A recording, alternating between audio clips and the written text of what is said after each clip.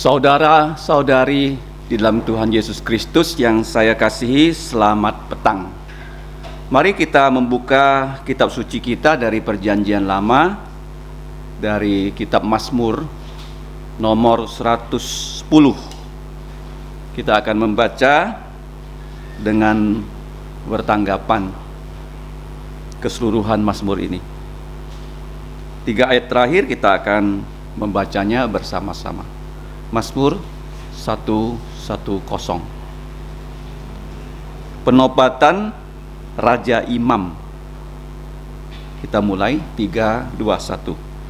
Mazmur Daud, demikianlah firman Tuhan kepada Tuanku, duduklah di sebelah kananku sampai ku buat musuh-musuhmu menjadi tumpuan kakimu. Tongkat kekuatanmu akan diulurkan Tuhan dari Sion, memerintah di antara musuhmu. Pada hari tentaramu, bangsamu merelakan diri untuk maju dengan berhiaskan kekudusan. Dari kandungan fajar, tampil untukmu keremajaanmu seperti embun. Tuhan telah bersumpah dan ia tidak akan menyesal. Engkau adalah imam untuk selama-lamanya menurut Melkisedek. Tuhan ada di sebelah kananmu. Ia meremukkan raja-raja pada hari murkanya. Ia menghukum bangsa-bangsa sehingga mayat-mayat bergelimpangan. Ia meremukkan orang-orang yang menjadi kepala di negeri luas. Dari sungai di tepi jalan ia minum. Oleh sebab itu ia mengangkat kepala. Mari kita berdoa. Bapa, kami mengucap syukur untuk kitab suci-Mu yang telah Engkau bukakan di depan mata kami. Kiranya ya Bapa, telinga dan mata rohani kami juga terbuka untuk pengajaran dari firman-Mu melalui Allah Roh Kudus. Ya Bapa, kiranya Engkau menolong kami. Kami adalah manusia yang sangat terbatas.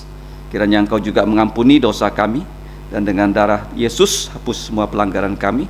Dengan Roh Kudus Engkau menolong kami, agar kami bukan hanya dapat mengerti firman-Mu, tetapi kami dapat menjadi pelaku dan pewarta firman-Mu. Dalam nama Tuhan Yesus kami mengucap syukur dan berdoa. Amin. Tema kita sangat menarik, yaitu Mesias Tuhan Yesus Kristus adalah diktator absolut.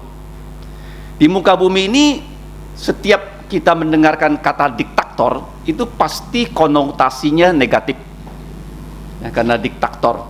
Sehingga di dunia barat oleh John Locke, itu di Inggris, dan di Perancis itu Montesquieu, dia mengatakan di dunia politik 3 jabatan tidak boleh dipegang oleh satu orang. Makanya di Indonesia ada 3 pilar, ya, dari yang berkuasa di negeri ini. Pilar yang pertama adalah DPR, ya, pembuat undang-undang. Tidak boleh ketua DPR-nya merangkap jadi presiden. Nah, presiden itu menjalankan undang-undang. Kemudian yang menilai apakah presiden menjalankan undang-undang atau tidak, ada Mahkamah Konstitusi yang ketuanya juga tidak boleh dirangkap. Nah, kenapa di Alkitab yang kita baca, Tuhan Yesus itu merangkap semua jabatan. Nah, sehingga kalau kita melihat bacaan kita di Mazmur 110, yang sebenarnya itu merupakan ayat yang paling banyak dikutip di Perjanjian Baru dari kitab Mazmur. Mazmur 110 ayat 1. Kalau dihitung lebih daripada 25 kali dikutip di Perjanjian Baru, yang tadi berusaha kita hafalkan. Nah, coba kita lihat di dalam konteksnya di Perjanjian Baru. Itu juga yang dikutip oleh Tuhan Yesus di Injil Tuhan Yesus, perikop 179. Pertanyaan Yesus tidak dapat dijawab oleh orang Farisi. Dari Matius 22 dan juga Lukas 20 selain Markus 12. Saya akan bacakan. Ketika orang Farisi sedang berkumpul, Yesus mengajar di Bait Allah, bertanya kepada mereka, katanya, apakah pendapatmu tentang Mesias, putra siapakah dia? Kata mereka kepadanya, putra Daud. Nah, katanya Tuhan Yesus kepada mereka, jika demikian bagaimana Daud sendiri oleh pimpinan roh dalam kitab Mazmur dapat menyebut dia tuannya ketika ia berkata, Tuhan telah berfirman kepada tuanku, duduklah di sebelah kananku sampai musuh-musuhmu kutaruh di bawah kakimu. Jadi jika Daud sendiri menyebut dia tuannya, bagaimana mungkin ia putranya pula? Tidak ada seorang pun yang dapat menjawabnya. Ini tambahan dari Injil Matius 22 ya. Dan sejak hari itu tidak ada seorang pun juga yang berani menanyakan sesuatu kepadanya.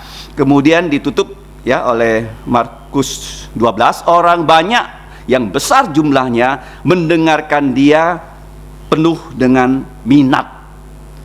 Nah, perikop ini terjadi setelah Yesus ya bertubi-tubi disampaikan pertanyaan kepadanya oleh orang Saduki, perikop 177. Orang Saduki yang tidak percaya kepada kebangkitan menciptakan skenario yang tidak pernah terjadi. Janda hitam yang menikah dengan 7 pria. Akhirnya semua prianya mati. Terus Yesus ditanya ya, dari 7 pria ini nanti ya di surga, mana yang jadi suami dari janda hitam ini? Jadi mereka tidak percaya adanya kebangkitan. Kemudian perikop 178 yang dipelajari ya minggu yang lalu, orang Farisi bertanya, hukum mana yang pertama? Sehingga minggu yang lalu kita belajar ya, kasihilah Tuhan Allahmu ya dengan segenap jantungmu, dengan segenap jiwamu, dengan segenap pikiranmu, akal budimu, dan yang terakhir dengan segenap kekuatanmu. Nah, coba kita lihat dari perikop yang kita baca. Kita harus belajar dari Mazmur 110. Mazmur 110 adalah Mazmur Mesias. Mesias itu adalah jabatan dari Tuhan Yesus sebagai nabi, sebagai imam, sebagai raja. Tapi di sini lebih ditekankan jabatan Tuhan Yesus sebagai raja dan imam. Seperti judul dalam bahasa Indonesia, penobatan raja imam. Nah, kalau kita mau memilah Mazmur 110, kita bisa melihat ya Mazmur ini menjadi 3 bagiannya. Bagian yang pertama itu ayat 1 sampai 3. Itu raja berkuasa ya pada saat ini. Ya, dia sudah berkuasa. Nah, kemudian yang ketiga, raja itu berkuasa sebagai gembala. Dia bukan hanya raja, tapi dia imam, dia adalah gembala. Kemudian yang ketiga, Tuhan Yesus bukan hanya berkuasa sebagai raja, sebagai gembala, dia berkuasa ayat 5 sampai 7 itu sebagai hakim. Tadi sudah saya katakan kekuasaan legislatif, yudikatif, eksekutif tidak bisa digabung. Kalau di sini Yesus ya, dia sebagai eksekutif, dia sebagai yudikatif, dia juga diktator itu memberikan kita undang-undang. Nah, kita mau melihat di sini Daud adalah raja. Tapi Daud dia bukan seorang imam. Nah, makanya di sini kita belajar nama Daud disebut. Dia sebagai raja, dia mengatakan dia menerima firman dari Roh Kudus. Tuhan Yesus mengatakan itu firman datang kepada Daud melalui Roh Kudus. Nah, firmannya itu adalah duduklah di sebelah kananku sampai aku buat musuh-musuhmu menjadi tumpuan kakimu. Ini kata-kata siapa? Bukan Daud ya kepada seseorang. Daud hanya mendengarkan dan dia menyampaikan. Ini adalah kata-kata dari Tuhan Yehova atau Yahweh, Bapa berkata kepada Yesus. Nah, Yesus di sini disebut sebagai Tuanku ya. Demikianlah Tuhan yaitu Bapa berfirman berkata kepada bosku. Bosnya Daud siapa? Makanya dipertanyakan ya, siapakah Mesias? Kenapa Daud ya menyebut dia sebagai Tuan, padahal nanti Mesias itu adalah keturunan dari Raja Daud. Ini membuat orang Israel sampai sekarang tidak bisa mengerti firman Tuhan ini loh. Karena mereka tidak punya perjanjian baru. Kita yang punya perjanjian baru saja yang bisa mengerti firman Tuhan ini. Sehingga kita menjadi orang Kristen yang harus memberitakan firman ini kepada orang Israel loh, yang sudah punya firman Tuhan ini sejak zamannya Raja Daud. Nah, kita melihat di sini dikatakan duduklah di sebelah kananku. Nah, orang Tionghoa waktu menikah itu dikatakan namco ngjiu, ya kan? Namco ngjiu. Artinya yang sebelah kiri lebih tinggi posisinya daripada sebelah kanan. Jadi Bapa berkata kepada putra, duduklah di sebelah kananku. Nah, kata duduk hanya bisa dimengerti kalau kita punya perjanjian baru. Yesus ya sebagai raja yang berkuasa. Mari kita lihat dalam Injil Markus juga, pasal yang terakhir. Markus 16 ayat 19. Sesudah Tuhan Yesus berbicara demikian kepada mereka, terangkatlah dia ke surga. Nah, baru ya kata-kata duduk di sebelah kanan ini ada di dalam perjanjian baru. Siapa dia yang duduk di sebelah kanan Allah Bapa, lalu duduk di sebelah kanan Allah? Nah, di Indonesia istilah di sisi Allah itu istilah yang sangat umum dikenal. Jadi tadi saya melihat TV waktu PDIP bertemu dengan P3, dikatakan renungkanlah cipta, doakan supaya Soekarno diterima di sisi Allah. Di sisi Allah. Kamu tahu nggak, di surga nggak ada kita yang di sisi Allah loh. Jangan kurang ajar loh. Ngerti nggak? Nggak ada. Allah selalu di depan. Yang ada di sisi Allah hanya Tuhan Yesus. Jadi kalau ada orang Kristen meninggal, kamu yang bilang ya dia sudah diterima di sisi Allah. Siapa kamu, siapa saya bisa berada di sisi Allah? Hanya posisinya Yesus. Nah, kita lihat di sini Tuhan Yesus duduk di sebelah kanan Allah, itu artinya apa? Pekerjaan dia sudah selesai. Duduk itu karena dia sudah melakukan penebusan untuk manusia di atas kayu salib. Dia berkata sudah selesai. Maka kalau sudah selesai dia boleh duduk. Jadi orang Yahudi nggak akan mengerti kalau mereka tidak punya perjanjian baru. Nah, sekarang kita lihat Tuhan Yesus ya, posisi di sebelah kanan Allah itu pasti ya, apakah dia duduk, apakah dia berdiri. Coba lihat ya, pernah nggak Yesus berdiri di sebelah kanan Allah? Ada. Kita buka Kisah Para Rasul ya, pasal ke-7. Jadi waktu Stefanus ya, dia hampir menghembuskan napas yang terakhir. Ayat 56, 756. Lalu katanya Stefanus kepada para pemimpin agama Yahudi, sungguh aku melihat langit terbuka. Jadi dia melihat surga dan putra manusia, ya Yesus ya, berdiri di sebelah kanan Allah. Jadi Tuhan Yesus berdiri, dia menyambut Stefanus. Dia bukan duduk ya, dia menyambut Stefanus karena Stefanus ya sudah selesai dengan baik menyelesaikan tugasnya. Ini yang pertama ya, kenapa ada istilah duduk ya. Duduk di sebelah kanan Allah itu adalah karena Allah Bapa menyerahkan semua ya kuasa kepada Yesus untuk menangani ya seluruh alam semesta. Itu yang pertama ya, duduk pekerjaannya sudah selesai. Sampai kapan Tuhan Yesus duduk? Sejak kapan dia duduk? Dia sudah duduk waktu dia naik ke surga. Di dalam Injil Markus dikatakan dia naik ke surga, duduk di sebelah kanan Allah. Sampai kapan? Sampai dia datang kedua kali, waktu dia mendirikan kerajaan 1000 tahun. Jadi kalau kamu baca koran, banyak terjadi gempa. Nah, gempa itu menandakan Tuhan Yesus segera datang. Banyak terjadi kejahatan yang paling jahat sekarang seperti di Amerika. Amerika itu sudah menyimpang dari Alkitab. Dikatakan survei di Amerika, 1 dari 5 orang mereka itu LGBT loh. Di Amerika, kamu bayangkan ya, dunia ini akan menjadi seperti apa? Seperti Sodom dan Gomora sebelum Yesus datang. Nah, jadi duduk di sebelah kanan Allah sampai Tuhan Yesus datang mengalahkan musuh-musuhnya. Jadi waktu dia datang pertama kali di angkasa, dia tidak akan datang ke bumi. Jadi waktu dia datang ke angkasa, orang yang mati dalam Tuhan Yesus diberi tubuh mulia, bangkit, dan kita diberi tubuh mulia, dan kita semua akan diangkat ke angkasa bertemu dengan Tuhan Yesus. Dan selama 7 tahun kita akan tinggal bersama Tuhan Yesus di sorga dan di bumi ini selama 7 tahun. Kalau kamu baca Wahyu pasal 6 sampai 19, akan ditulah demi tulah seperti Tuhan menulahi Mesir. Kamu baca kitab Keluaran dari pasal 1 sampai pasal 12, tulah demi tulah, sehingga orang di bumi ini yang tidak mau percaya Yesus akan mati sepertiga, separuh manusia mati, sehingga manusia tidak bisa menguburkan manusia, sehingga Tuhan harus memerintahkan semua burung datang untuk memakan mayat manusia. Jadi sampai kapan Yesus duduk sebelah kanan Allah? Sampai kubuat musuh-musuhmu menjadi tumpuan kakimu. Nah, istilah musuh-musuh menjadi tumpuan kaki, saya tak paham loh. Selama saya jadi Kristen, sudah lama mengenal istilah ini. Sampai tahun Tuhan Yesus 2004, saya punya kesempatan ke Mesir ya, mengikuti rombongan FEBC yang dipimpin oleh almarhum Pendeta Timotito. Di waktu kami sampai di museum di Kairo, itu ada patungnya Firaun.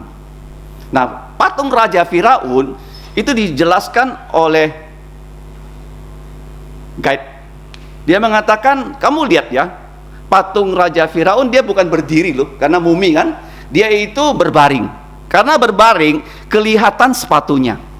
Nah, di sepatunya itu ada tulisan nama-nama musuhnya. Jadi dia harus mengalahkan musuhnya.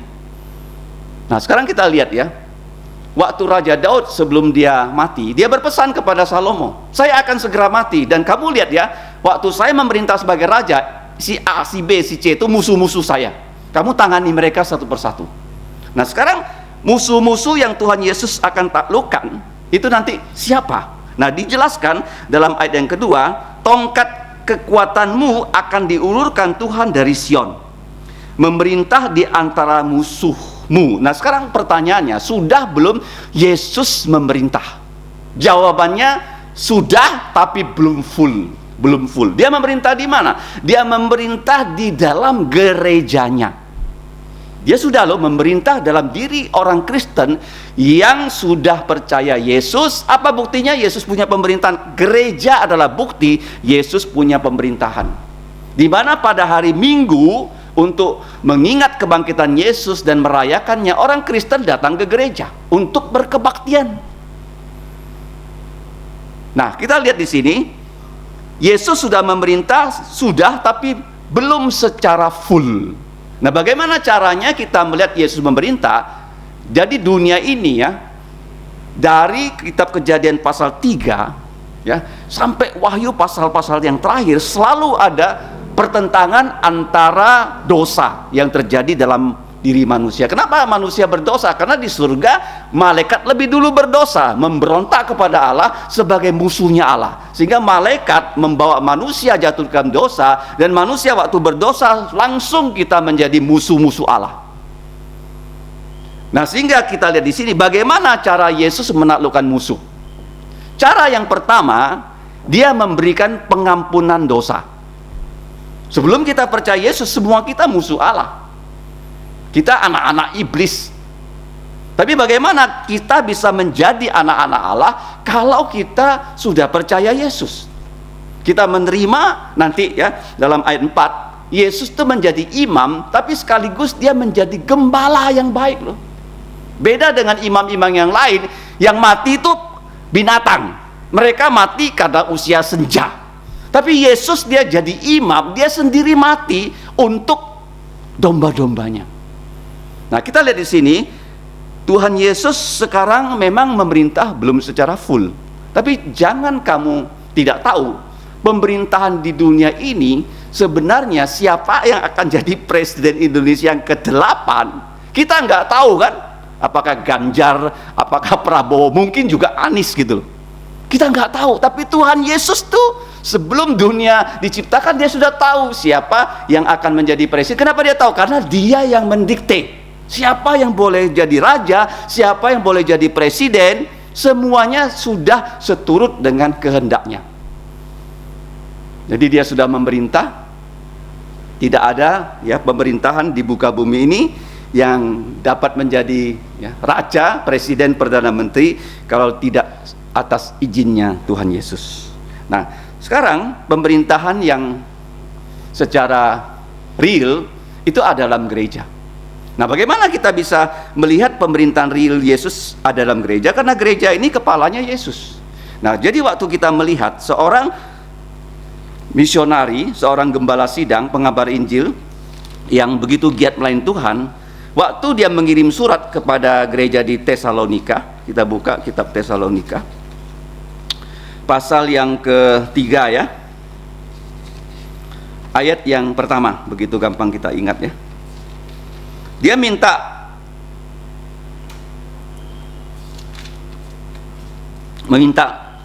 anggota gereja mendoakannya, bukan 1 Tesalonika tapi 2 Tesalonika, berdoa dan bekerja. Ayat 1. Selanjutnya saudara-saudara berdoalah untuk kami supaya firman Tuhan, nah di sini ya, beroleh kemajuan dan dimuliakan seperti yang telah terjadi di antara kamu. Jadi dia berdoa supaya waktu dia menyampaikan firman, pendengar firman itu bertumbuh secara rohani. Makanya zaman sekarang gereja itu ya, gereja seperti kita sekarang ini, kalau bertumbuh itu anugerah Tuhan. Kenapa? Karena banyak gereja memadukan entertainment yang disukai manusia. Gereja itu bukan demokrasi, lo tahu nggak? Gereja adalah teokrasi. Jadi apapun yang kita lakukan dalam gereja, semuanya berdasarkan firman. Tidak boleh berdasarkan voting. Itu di gereja ya.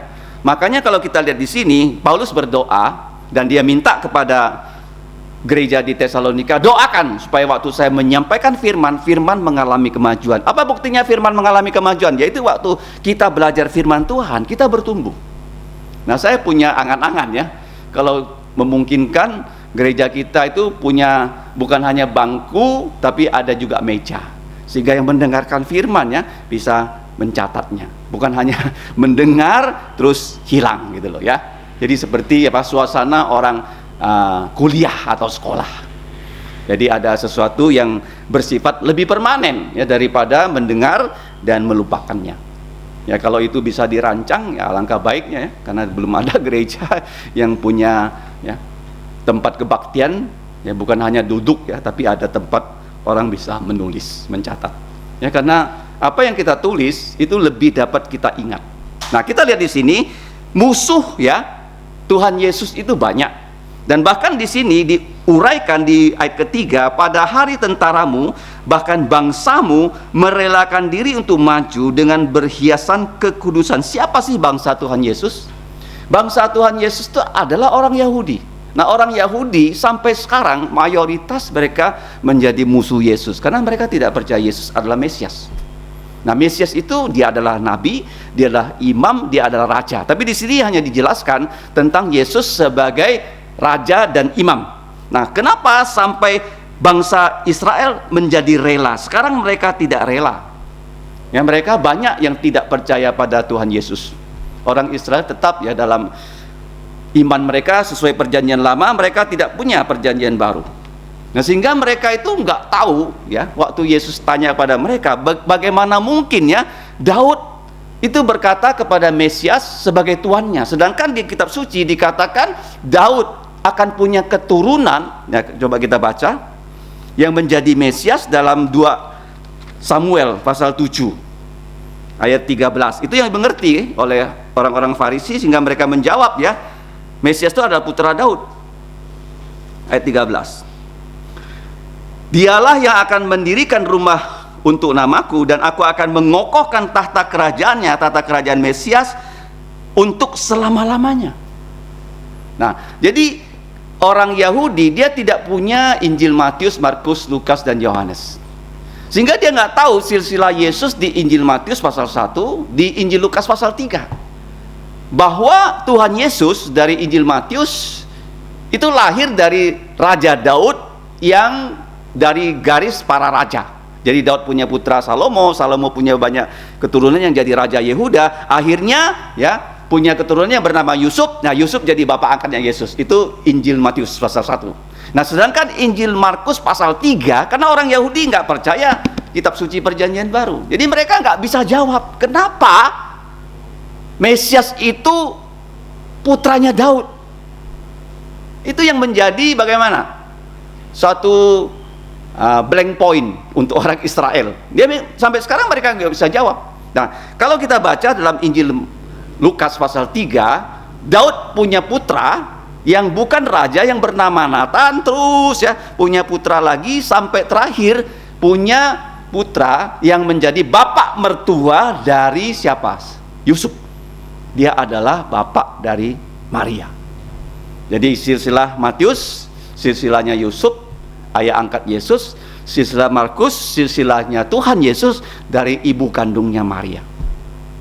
Mereka tidak punya Injil. Bagaimana mereka bisa menjawab? Sampai sekarang pun ya profesor doktor agama Yahudi nggak bisa jawab.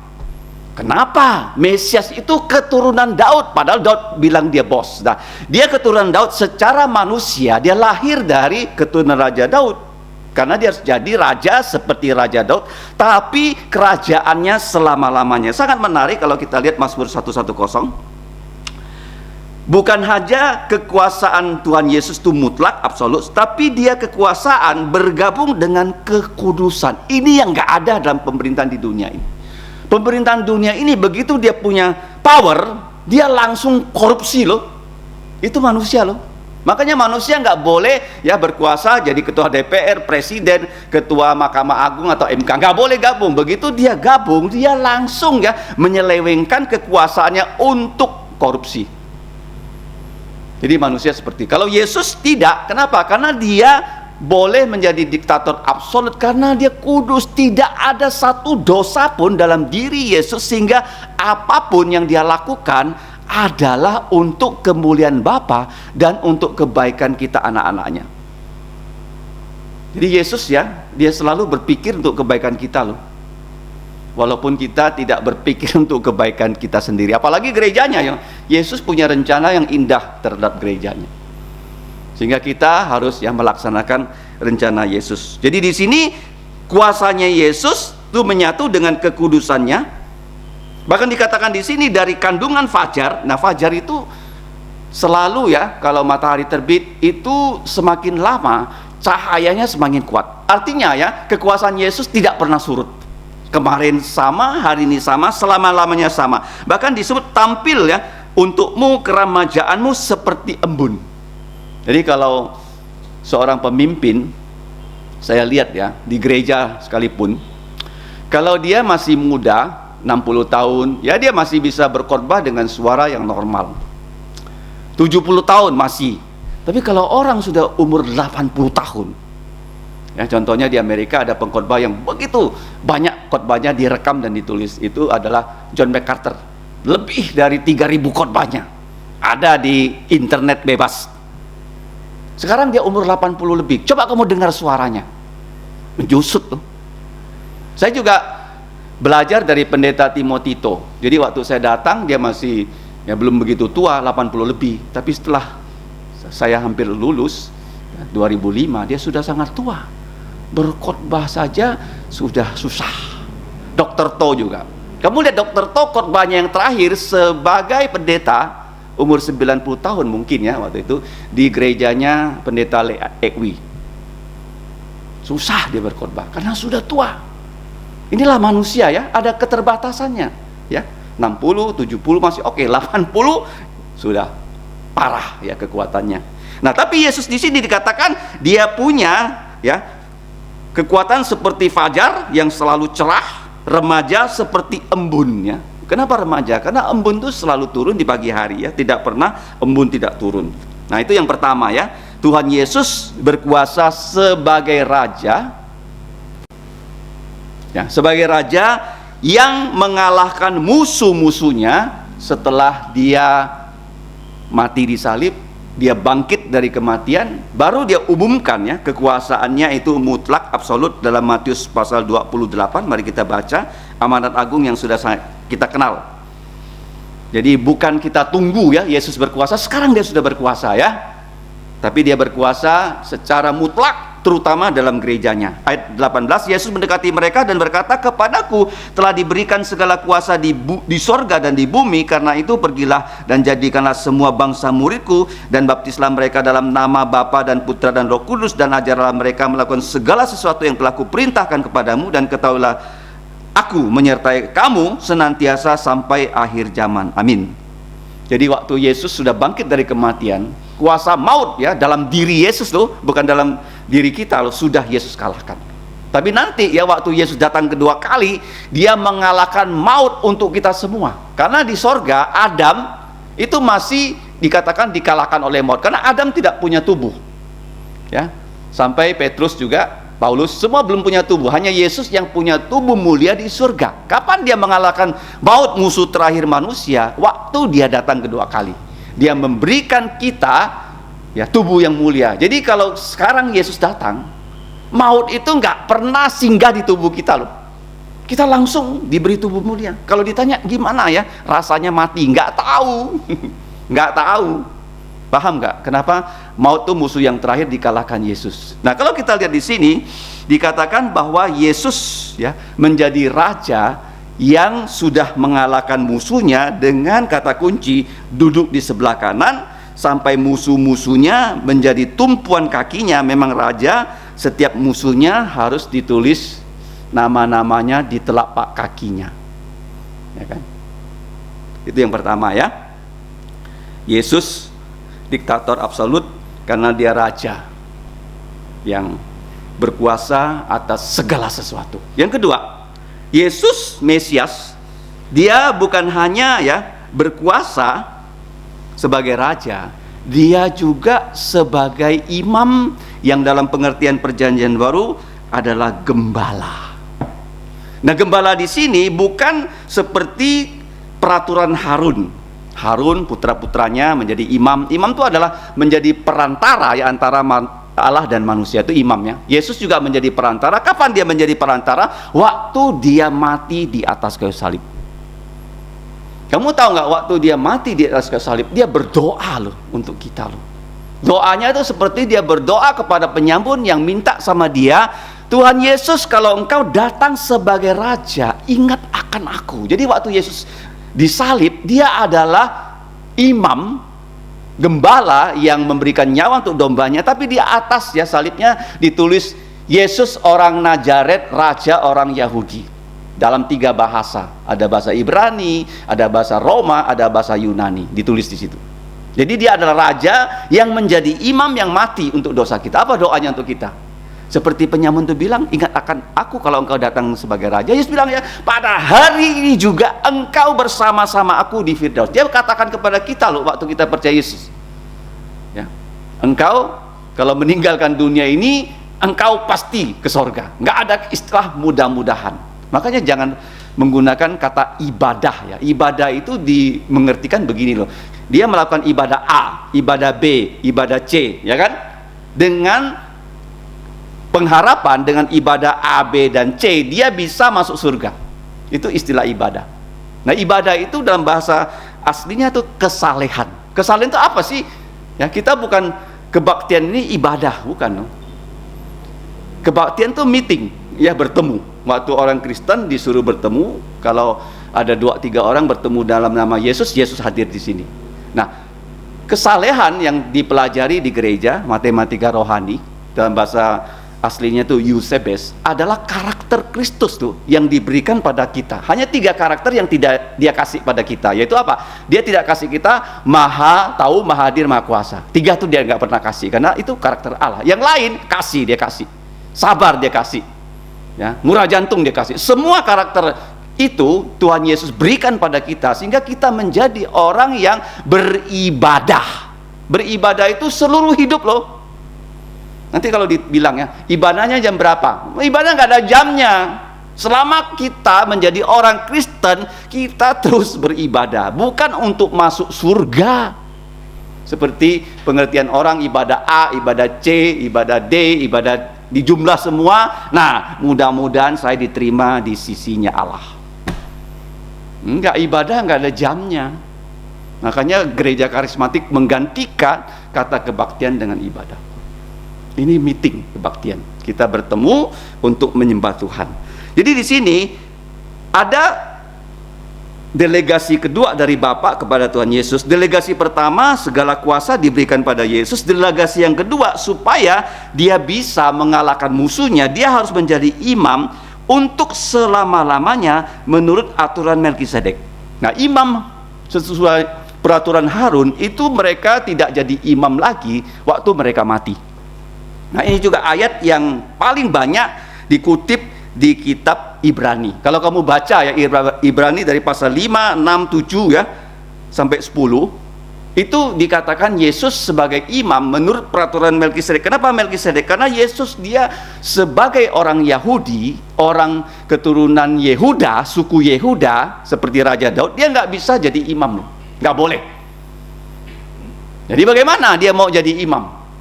Nah, makanya dia harus menjadi imam sesuai dengan peraturan Melkisedek. Nah, Melkisedek ini siapa? Kalau kamu baca dalam kitab Kejadian, Melkisedek adalah raja di Yerusalem, Namanya Melkisedek. Melki itu artinya raja, Sedek itu artinya adil. Dia raja adil. Dia bukan hanya raja, tapi di zaman Abraham setiap kepala keluarga adalah imam loh. Dia juga bukan hanya raja, tapi dia jadi imam.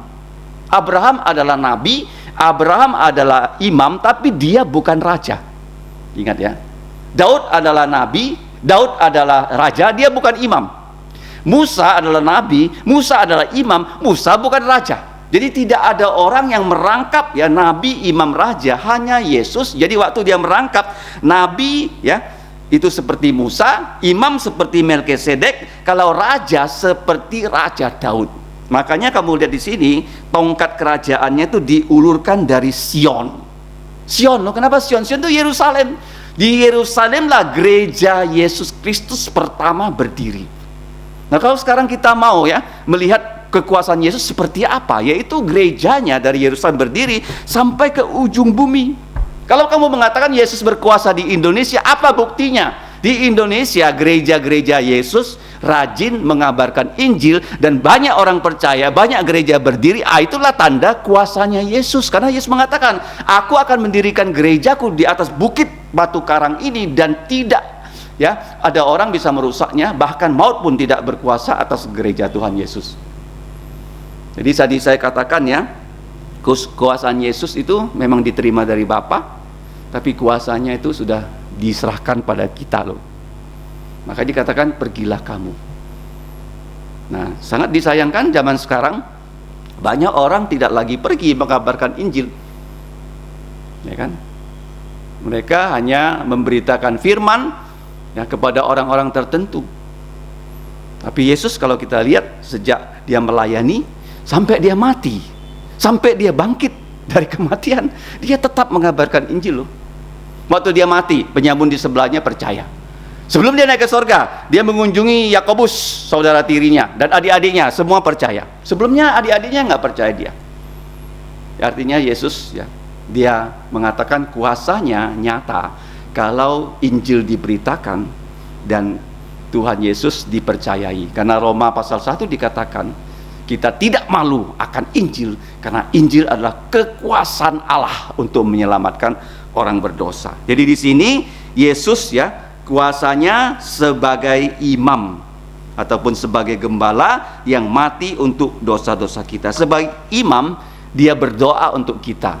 Dia memberikan kita ya, izin untuk masuk ke Firdaus, ke sorga, karena kita percaya pada dia. Dan Yesus sekarang pun loh, dia terus menjadi imam kita, yaitu dia berdoa untuk kita. Mari kita lihat Ibrani 7 ayat 25. 7:25 ya. Jadi Yesus sekarang bukan duduk-duduk tanpa kerja di sorga loh. Dia terus ya berdoa untuk kita, dan doa Yesus itu tidak pernah meleset ya. Karena dia adalah pendoa syafaat yang sempurna. 7:25. Mari kita baca sama-sama. Karena itu ia sanggup juga menyelamatkan dengan sempurna semua orang yang oleh dia datang kepada Allah, sebab ia hidup senantiasa untuk menjadi pengantara mereka. Makanya dikatakan berdoalah tanpa henti. Apa maksudnya sih berdoa tanpa henti? Artinya kalau kita berdoa dalam nama Yesus, doa kita itu diserahkan kepada Yesus. Nah Yesus itu terus berbicara dengan Allah Bapa, enggak henti. Kalau kamu berdoa dalam nama Yesus, bukan hanya doamu itu sampai kepada Bapa, tapi tidak ada henti, karena Yesus terus mendoakan kita. Tapi kalau orang berdoa bukan kepada Bapa, tidak dalam nama Yesus, doanya tidak akan sampai. Paham ya? Walaupun dia mau berdoa berapa jam, nggak bisa sampai. Ya, karena hanya satu yang menjadi pengantara Allah dengan manusia, yaitu Yesus. Ya, makanya kita berdoa kepada Bapa dalam nama Yesus. Nah, gereja karismatik sekarang berdoa pada Roh Kudus. Nah, ada Alkitab mengatakan kita berdoa pada Roh Kudus. Kita berdoa kepada Bapa dalam nama Yesus, sehingga doa kita sampai. Jadi yang kedua di sini Tuhan Yesus ya, kita lihat ya, dia menjadi imam yang adalah gembala. Dia tidak pernah menyembelih anak domba, tapi dia sendiri sebagai anak domba Allah yang disembelih ya, untuk menebus dosa-dosa kita, sesuai dengan Melkisedek. Jadi Yesus sekali dia menjadi imam, dia menjadi imam selama-lamanya. Sehingga keselamatan kita itu sekali kita percaya Yesus, selama-lamanya kita selamat. Yesus tidak perlu lagi mati berkali-kali ya untuk menebus dosa kita. Dan sekarang dia tetap menjadi imam, tapi bukan sesuai dengan peraturan Harun, tapi sesuai peraturan Melkisedek. Yang ketiga, jabatan yang tidak boleh dirangkap ya oleh manusia adalah hakim. Kalau dia sudah jadi bupati, dia nggak boleh jadi ketua pengadilan negeri, nggak boleh. Nah, tapi di sini Yesus dia bukan hanya raja, tapi dia adalah hakim. Ayat 5-7. Tuhan ada di sebelah kananmu. Jadi sekarang gini ya, tadi Yesus berada di sebelah kanan Allah Bapa, dan sekarang Yesus menyertai kita. Maka dikatakan dia ada di sebelah kanan kita karena dia Immanuel. Nah, setiap kita yang sudah percaya Yesus, ya, Yesus itu bagaimana? Menyertai kita loh. Bagaimana dia menyertai kita? Yaitu dengan firman-Nya dan kuasa Roh Kudus. Yesus secara fisik memang di surga, tapi roh Yesus ada di dalam diri setiap orang percaya. Nah, kalau kita lihat ya, Yesus kekuasaannya di masa sekarang di ayat 1-3, kekuasaan Yesus yaitu waktu dia menjadi imam itu sudah terjadi ya 2000 tahun yang lalu, tapi sekarang pun dia tetap jadi imam, bukan untuk mati tapi berdoa untuk kita dan menyiapkan tempat untuk kita, tapi di masa akan datang. Nah, ini ya ayat yang ke-6 dan ke-7. Di situ dikatakan, nah, ia akan meremukkan raja-raja pada hari murkanya. Kapan itu? Waktu Yesus datang kedua kali. Dia akan menjadi raja segala raja di muka bumi ini. Kalau kamu baca dalam kitab Wahyu 20, kerajaannya bernama kerajaan 1000 tahun. Dan kita akan menjadi raja bersama Yesus. Kalau kita baca di sini Wahyu pasal 20, judulnya tepat sekali, kerajaan 1000 tahun. Lalu aku melihat ya, satu malaikat turun dari sorga memegang anak kunci jurang maut dan suatu rantai besar di tangannya. Ia menangkap naga, iblis ya, si ular tua, yaitu iblis dan setan, dan dia mengikatnya 1000 tahun lamanya dan melemparkannya ke dalam jurang maut, ini jurang tanpa dasar, dan menutup jurang tanpa dasar itu dan memeteraikannya di atasnya supaya ia, setan iblis dan pengikutnya, jangan lagi menyesatkan bangsa-bangsa sebelum berakhir masa 1000 tahun itu. Kemudian dari itu ia akan dilepaskan untuk sedikit waktu lamanya. Nah, sekarang kamu lihat ya. Lalu aku melihat tahta-tahta dan orang-orang yang duduk di atas tahtanya, mereka akan diserahkan kuasa untuk menghakimi. Aku juga melihat jiwa-jiwa mereka yang telah dipenggal kepalanya karena kesaksian tentang Yesus dan karena firman Allah, yang tidak menyembah binatang itu dan patungnya, dan yang tidak juga menerima tandanya pada dahi dan tangan mereka, dan mereka hidup kembali. Nah, di sini ya, kita akan hidup kembali kalau kita waktu itu sudah mati, dan memerintah sebagai raja bersama-sama dengan Kristus untuk masa 1000 tahun. Jadi ini akan terjadi bukan sekarang, tetapi pada saat Yesus datang kedua kali. Dia meremukkan semua raja pada hari murkanya. Ya, karena orang yang tidak percaya, Tuhan murka sama mereka. Tapi kalau kita percaya pada Yesus, Allah tidak pernah murka sama kita. Ya, kalau murka itu sama dengan dihakimi dan hukum. Itu yang pertama. Yang kedua, dia akan menghukum bangsa-bangsa, dia menghakimi, menghukum bangsa-bangsa sehingga mayat-mayat berkelimpangan. Tadi saya katakan ya, dalam penghakiman ya di masa tribulasi besar, separuh manusia mati dan mayat mereka itu dimakan oleh burung-burung karena tidak bisa dikubur. Yang ketiga, dia sebagai hakim akan meremukkan orang-orang yang menjadi kepala di negeri yang luas. Jadi seluruh dunia itu ditaklukkan Yesus. Yesus menaklukkan dunia, dia nggak perlu pakai senjata nuklir, dia nggak perlu pakai senjata api, cukup dengan firman-Nya. Dan dia mengirimnya pasukannya. Siapa pasukan Yesus? Malaikat. Ya, malaikat itu menjadi tentara sorga. Jadi kalau kita baca di kitab Wahyu ya, banyak dijelaskan malaikat ini diutus untuk melakukan apa. Malaikat itu diutus melakukan hal yang lain. Kemudian yang keempat, dari tepi sungai ia minum, ya, karena dia sudah menjadi hakim dan semua musuhnya sudah selesai dikalahkannya, dan oleh sebab itu ia mengangkat kepalanya. Ini sebagai tanda penghakiman, penghukuman yang dilakukan oleh Tuhan Yesus, yang bukan hanya nabi tapi di sini raja dan imam dan gembala, sudah diselesaikannya. Jadi kita berdoa ya, supaya Bukan hanya kita percaya, banyak orang percaya, tapi orang Yahudi. Karena orang Yahudi yang punya perjanjian lama, mereka hafal Mazmur 110, dan Yesus tahu. Sampai saat ini banyak di antara mereka yang tidak menerima Tuhan Yesus sebagai keturunan Raja Daud. Ya, untuk mereka Yesus itu berasal dari Nazaret. Memang Yesus besar di Nazaret, tapi Yesus lahir di Bethlehem. Dan mereka tidak percaya, mereka tidak punya perjanjian baru, sehingga duduk di sebelah kanan Allah Bapa, nggak ketahui mereka. Itu yang pertama. Sampai musuh-musuh dibuat jadi tumpuan kakinya, kapan? Mereka nggak tahu, karena nggak punya kitab Wahyu. Tapi kita orang Kristen tahu. Dan kenapa memerintah dari Sion? Sion memang Raja Daud punya istana di Sion, tapi gereja Yesus pertama kali berdiri di Yerusalem. Pemerintahan Yesus absolut, sudah belum? Sudah. Walaupun belum full, dia serahkan pada kita orang Kristen. Makanya kalau ada satu orang bertobat percaya Yesus, di surga malaikat memuji Tuhan loh. Raja itu apa? Raja itu harus selalu dipuji. Memang malaikat itu setiap saat memuji Tuhan, tapi ada satu hal yang khusus. Kalau seorang percaya Yesus, malaikat senang. Kenapa senang? Karena ada satu lagi bosnya, malaikat yang perlu dilayani. Malaikat itu pelayan kita loh. Kita anak-anak Allah loh. Jadi satu orang bertobat, malaikat itu siap, Tuhan, saya siap melayani dia di dunia ini. Kamu lihat waktu Yesus kan, dia berpuasa 40 hari 40 malam kan, waktu dia mau makan, siapa yang melayani dia? Malaikat kan. Waktu Yesus taman Getsemani, siapa yang diutus melayani Yesus? Ya malaikat.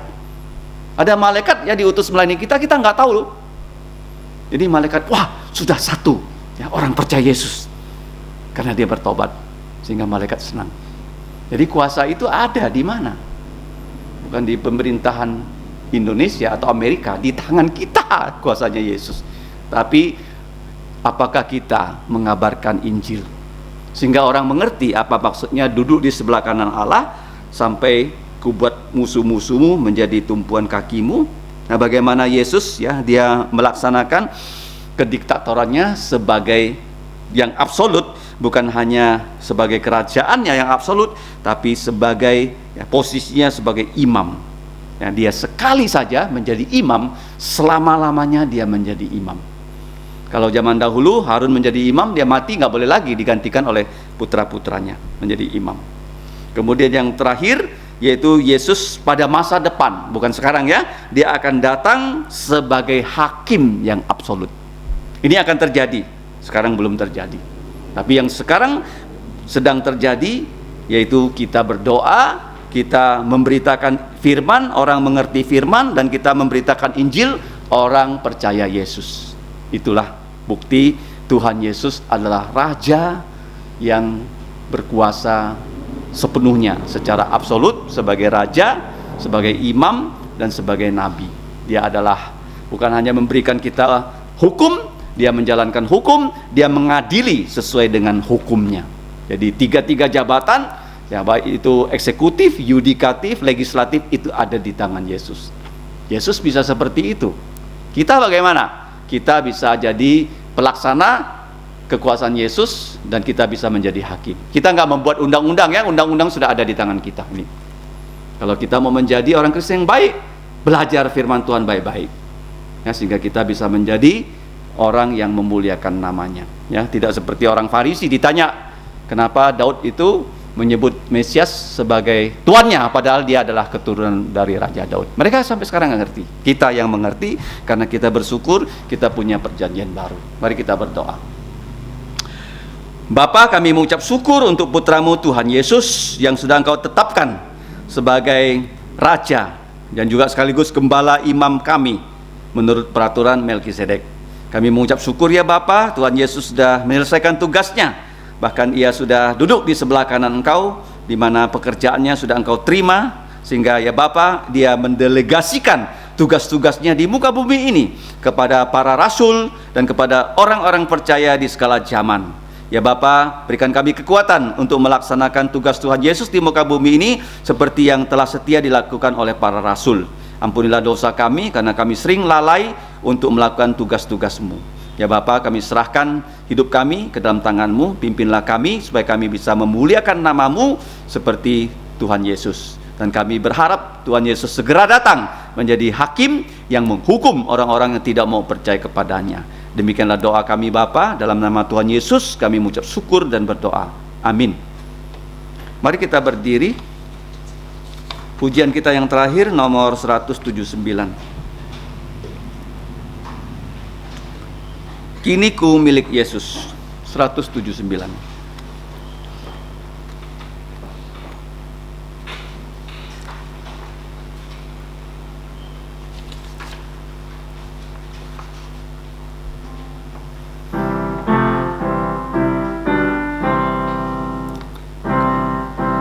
Kasih Tuhan Yesus terakhir pada kuasa yang memisahkanku, yang menebusku korban diri. Kini ku miliknya, kini ku milik Yesus, dan Yesus milikku. Bukan hanya saat ini, namun selamanya. Dulu aku sesat dalam dosa, Yesus datang bawa keselamatan. Tiada lagi takut dan malu, kini ku miliknya. Kini ku milik Yesus, dan Yesus milikku. Bukan hanya saat ini, namun selamanya. Jantung senangku diselamatkannya. Dahulu budak, kini ku bebas. Ya tebusku dengan darahnya. Kini ku miliknya, kini ku milik Yesus, yang Yesus milikku. Bukan hanya saat ini, namun selamanya. Mari kita masuk dalam doa penutup. Allah Bapa kami yang telah mengasihi kami melalui putramu Tuhan Yesus, kami mengucap syukur ya Bapa bahwa Tuhan Yesus telah menjadi imam kami menurut aturan Melkisedek, di mana Dia adalah anak dombamu yang sudah mati untuk dosa kami di atas salib. Dengan darahnya ya Bapa, semua dosa manusia bisa dihapus. Dan kami bersyukur ya Bapa, karena Roh Kudus mendorong kami supaya kami dapat percaya pada Yesus sebagai Raja kami, Imam kami, Nabi kami, Juru Selamat kami. Ya Bapa, kami mengucap syukur untuk kebaktian matahari terbenam. Kami sebentar lagi akan berpisah dari ruang atas ini, kembali ke rumah kami masing-masing. Ada yang sebagai pelajar, ada yang sebagai anak kecil, ada yang sebagai ibu rumah tangga, ada yang sebagai pekerja, ada yang sebagai pelayanmu sepenuh waktu. Kami kembali menyerahkan hidup kami ke dalam tangan-Mu. Jadikanlah kami sebagai korban hidup yang memuliakan nama Engkau, supaya kami dapat bersaksi, sehingga firman-Mu mengalami kemajuan, Injil-Mu dipercayai, dan banyak orang diselamatkan, terutama di rumah kami masing-masing. Sehingga kami dapat masuk ke dalam kerajaan mulia-Mu selama-lamanya, dan kami mempunyai Raja abadi, yaitu Putramu Tuhan kami Yesus Kristus. Karena Dialah yang empunya segala anugerah yang dapat kami sebarkan, sehingga banyak orang percaya Yesus. Kami berdoa dan mengucap syukur hanya untuk kemuliaan nama-Mu, karena Engkaulah Bapa kami yang mempunyai kerajaan dan kuasa dan kemuliaan sampai selama-lamanya. Dalam nama Tuhan Yesus kami berdoa. Amin. Amin. Amin. Amin.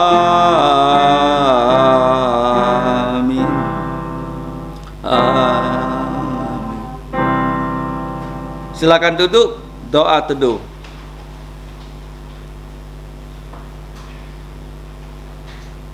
Tuhanmu memberkatimu dan melindungimu.